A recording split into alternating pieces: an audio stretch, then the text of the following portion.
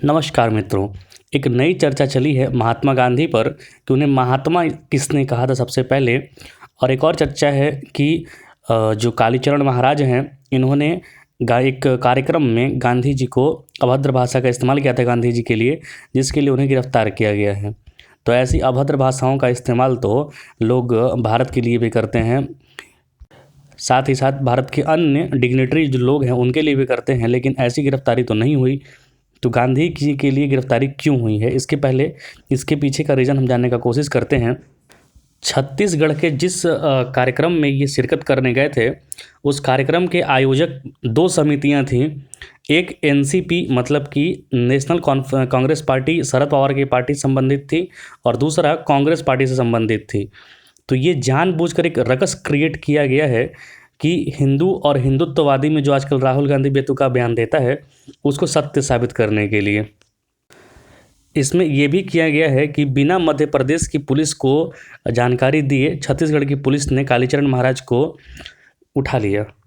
लेकिन आखिरकार गांधी जी को ऐसा महान बताने की, ऐसा पैगंबर बताने की ज़रूरत क्या पड़ी कि लोग कुछ बोल दें तो उसके लिए उनको गिरफ्तार कर लिया जाए।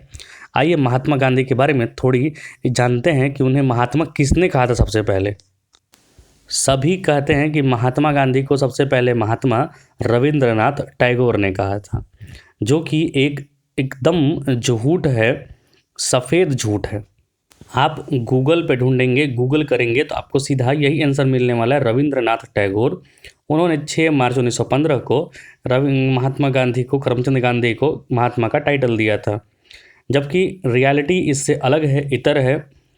टाइम्स ऑफ इंडिया एडिशन 2017 में ही इसकी प्रकाशन हुई थी। महात्मा गांधी को सर्वप्रथम महात्मा नाम से संबोधित किया था डरबन में ही।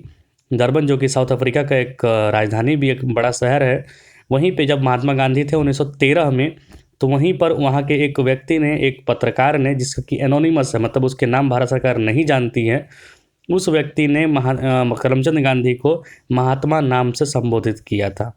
सो Tagore didn't give Mahatma title, से इज़ अ पोएट। और एक पोएट ने भी इस पर सर्च किया है, उनका नाम है शंखा घोष। उनके बारे में पढ़िए तो आपको पता चलेगा। BR अम्बेडकर ने 1955 में कहा था, Gandhi was never a Mahatma, I refuse to call him a Mahatma, he was just an episode in the history of India, not and epoch maker. Mahatma Gandhi कभी भी भारत की जो राजनीति चल रही थी उसके हिस्सा, जो प्रमुख हिस्सा कभी नहीं रहे थे, बल्कि उन्हें ज़बरदस्ती बनाया गया था, क्योंकि भारत की आज़ादी के लिए जो एक हिंसक चल रहा था मुहिम, एक क्रांति चल रही थी, उसको दबाने के लिए अहिंसा के नाम पर ब्रिटिशर्स को एक ऐसा हथियार चाहिए था, एक ऐसा मोहरा चाहिए था, जिससे कि ये जो आज़ादी की मांग है वो कम से कम 20 साल 15 साल टल जाए। इसके लिए ही ब्रिटिश MP और मेंबर ऑफ कैबिनेट मिशन का जो एक आदमी था, एलन विल्किंसन, उसी ने कहा था, Gandhi ji was the best policeman of British ever had in India. मतलब गांधी जी ब्रिटिशर्स के पुलिस थे, जो कि सबसे बेस्ट ब्रिटिशर्स हो सकते हैं, ऐसे थे। तो गांधी जी भारत के हित के लिए कभी कुछ नहीं किए, और ना ही हिंदुओं के हित के लिए कुछ किए। इनकी ऐसी ऐसी किताबों में, आप किताबें उनकी पढ़ेंगी तो ऐसी ऐसी बातें लिखी हुई हैं। अगर चोर चोरी आपके घर करने आ रहा है, कोई लुटेरा डाकू आपके घर लूटने आ रहा है, तो आप हिंसा ना करें, आप उसे चोरी करने दें, शांति से चोरी करने दें। गांधी जी ने अपनी पुस्तकों में यहाँ तक लिखा है कि हिंदुओं को ब्रह्मचर्य का पालन करना चाहिए, उन्हें अपनी जनसंख्या नहीं बढ़ानी चाहिए। आपको याद होगा, आर्य समाज के एक बहुत बड़े संत थे स्वामी श्रद्धानंद, जिन्होंने लाखों मुसलमानों का परिवर्तन कराया था हिंदू धर्म में, उन्हें वापस घर वापसी करके लेके आए थे। और श्रद्धानंद एक ऐसे स्वामी हैं जिन्होंने कि जामा मस्जिद में जाकर भाषण दिया था अपना। आप नहीं जानते तो उसको गूगल कर लीजिए। तो स्वामी श्रद्धानंद की हत्या अब्दुल नाम के एक व्यक्ति ने की थी, और उस अब्दुल नाम के व्यक्ति को बचाने के लिए गांधी जी ने स्वामी श्रद्धानंद के पुत्र को पत्र लिखा था कि उसे माफ़ कर दो। इस तरीके की बुज़दिली हरकतें गांधी जी किया करते थे।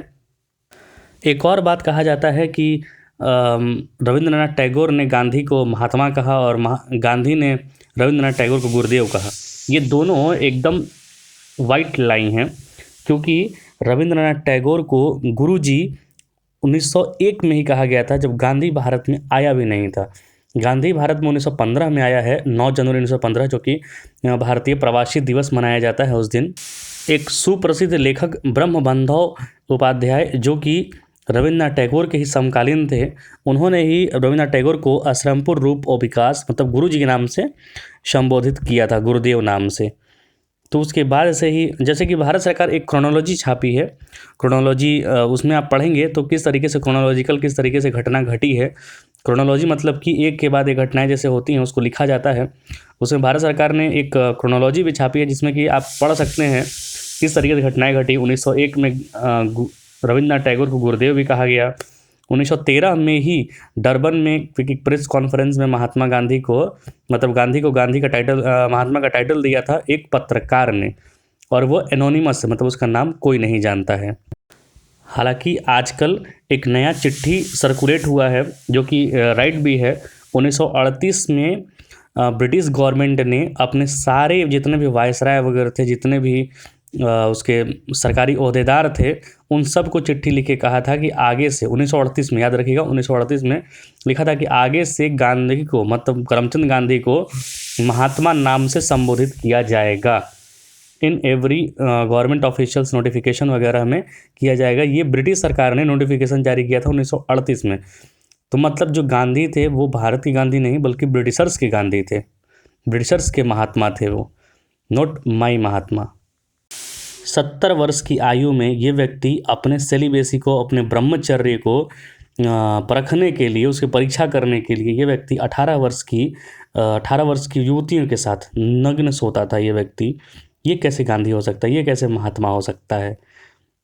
और आप पढ़ेंगे सरोजिनी नायडू की किताबें या सरोजिनी नायडू की जो इंटरव्यू वगैरह हैं जो कि गांधी जी के साथ रही थी, उन्होंने ही कहा था कि महात्मा गांधी जो एक पुअर मैन का जो एक छवि बना के चल रहे थे, गरीब आदमी का, फ़कीर का, वो बनाने के लिए ही लाखों रुपए खर्च होते थे। आपको दिलचस्पी होगा कि डेयरी फार्मिंग के ये खिलाफ थे, लेकिन इनके बिगड़ते स्वास्थ्य को लेकर डॉक्टर ने कहा था कि इन्हें प्रोटीन की मात्रा चाहिए, दूध पीना ज़रूरी है। तो काफ़ी मनाते हुए इनकी पत्नी कस्तूरबा गांधी वगैरह ने इन्हें मनाया, तब जाके ये बकरी का दूध पीने के लिए तैयार हुए थे। और ये जहाँ भी भारत के कोना में जाते थे, इनके लिए बकरी के दूध का इंतज़ाम किया जाता था बड़ी मुश्किल से। और याद रखिए, इनके पास जो बकरी के साथ आप फोटो देखते हैं, सरोजिनी नायडू ने लिखा है कि उन 2 बकरियों को पालने के लिए, उसका ध्यान रखने के लिए उस समय, मतलब 1940 में, जब 10 रुपये आज के 10,000 के बराबर था, तब 10,000 तो मैं गलत ही बोल रहा हूँ, कम से कम 50,000 मान लीजिए इन्फ्लेशन के हिसाब से। तो उस समय उन 2 बकरियों के रख रखाव के लिए साबुन से उन्हें नहलाया जाता था, इत्र से उन्हें झोंका जाता था। इन सब करने के लिए उस समय प्रतिदिन 10 रुपये खर्च आते थे 2 बकरियों पर। गांधी जी जब भी दिल्ली आते थे तो वो आजीवन बिड़ला हाउस में ही रहे थे। आपको ये पता होगा, उनकी जो मृत्यु हुई थी वही बिड़ला हाउस में ही हुई थी मृत्यु उनकी। और जब उन्हें गोली मारा गया था तो वो जीवित थे, और उसके बाद लगभग 1 घंटे तक जीवित थे, लेकिन उन्हें अस्पताल किसी ने नहीं पहुंचाया था। ये भी गौरतलब है कि आखिरकार क्यों लोग उन्हें मरने देना चाहते थे। और एक थ्योरी भी, एक कॉन्स्पिरेसी थ्योरी भी है कि नाथूराम गोडसे ने उन्हें गोली मारी थी 2, लेकिन उनके शरीर की गोली निकली थी 3। ये जिस कुटिया में रहते थे वो सिर्फ बाहर से ही कुटिया दिखता था, अंदर से आलीशान महल था। ब्रिटिश सरकार ने उसे वाइट वॉश करा के रखा था, साथ ही साथ आउटफिटेड with electricity and a phone. एक फ़ोन जो कि सन 2000 या फिर 2005 की ईस्वी तक नॉर्मल लोगों के लिए सुलभ नहीं था। लोगों के घर में एक फ़ोन नहीं हुआ करता। 2000 मतलब कि जब वाजपेयी गवर्नमेंट थी उस समय तक गांव में या फिर शहरों में किसी एक के घर में हुआ करता था एसटीडी फ़ोन वगैरह। उस समय इस गरीब आदमी के पास उसके हट में प्रॉपर 24/7 इलेक्ट्रिसिटी का इंतज़ाम करता था ब्रिटिश सरकार। एक प्रॉपर इनके लिए फ़ोन का इंतज़ाम हुआ, फ़ोन रखा हुआ रहता था इनके लिए। मतलब एक सारी सुख सुविधाओं के साथ जीते हुए एक गरीब आदमी को मेंटेन किया जाता था लाखों रुपए में। इनके अनेक कारनामे हैं। आप इनकी जो किताबें पढ़ेंगी, जितना कहा जाता है कि इंटेलेक्चुअल थे, ये बहुत पढ़े लिखे थे, बुद्धिमान थे, आप इनकी किताबें पढ़ेंगे तो आपको पता चलेगा कि ये 2म दर्जे का उल्लू आदमी था, जिसकी बौद्धिकता आज के 10-12 वर्ष के बालक के समान भी नहीं थी। मोपला विद्रोह में, जो कि केरला में हुआ था, इन्होंने हिंदुओं का नरसंहार कराया। जो खिलाफत आंदोलन मुस्लिमों की थी उसे हिंदुओं का मूवमेंट बनाया। जो नवाखाली में या फिर कलकत्ता में जो दंगे हुए थे, हिंदू विरोधी दंगे हुए थे, उसमें हिंदुओं को मारा गया था, उसे इसने मुस्लिम विरोधी करार दिया। तो इस तरीके की तमाम चीज़ें हुई हैं जो गांधी ने एकदम खड़े होकर कराई हैं। जो कालीचरण महाराज को गिरफ्तार किया गया है, उन पे देशद्रोह का मुकदमा दर्ज किया गया है छत्तीसगढ़ में।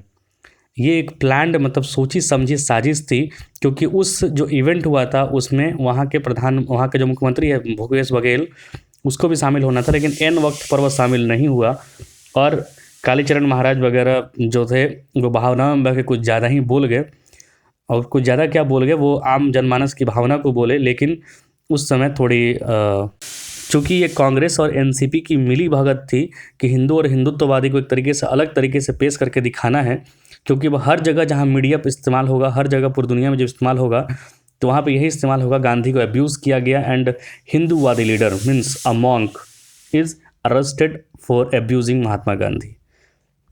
तो ये एक टूल किट गैंग का हिस्सा है, ये सब टूल किट तरीके से किया गया है। आप आजकल बहुत सुन रहे होंगे टूल किट मतलब कि एक प्लान्ड वे में कॉन्स्पिरेसी की जाती है, एक साजिश रची जाती है कि किस तरीके के किसके विचार को कैसे बर्बाद करना है, उसको कलंकित कैसे करना है।